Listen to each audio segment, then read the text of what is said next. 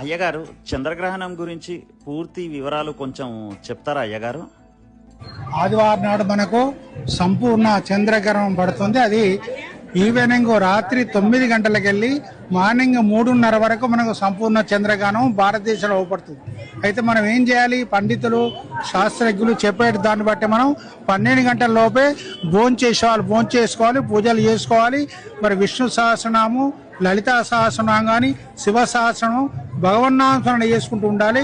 వండిన పదార్థాలు, ఆహారం, కూరలు కానీ ఇవి కూడా నైట్ తినకూడదు, అన్నీ పారేయవలసిందే.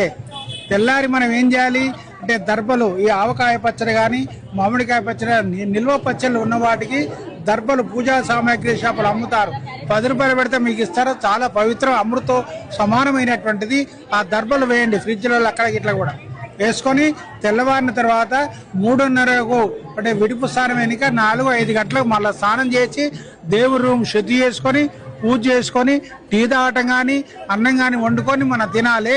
అది కుంభరాశి వాళ్ళకు చాలా 100% దీని ప్రభావం ఉంటుందని చెప్తున్నారు. కాబట్టి కుంభరాశి వాళ్ళు జాగ్రత్తగా ఉండాలని చెప్పి మీ అందరికీ విజ్ఞప్తి చేస్తూ, గర్భిణీ స్త్రీలు మాత్రం జాగ్రత్తగా ఉండాలమ్మా. ఇది ఒకటి చెప్తున్నాను. గర్భిణీ స్త్రీలు ఉల్లిగడ్డలు కోయటం, కూరగాయలు కోయటం, వంటలు చేయటం, ఏ పని మాత్రం చేయకూడదు. దాని ఎఫెక్ట్ చాలాగా ఉంటుందని చెప్తున్నారు. కాబట్టి వాళ్ళు జాగ్రత్తగా ఉండాలని మరోసారి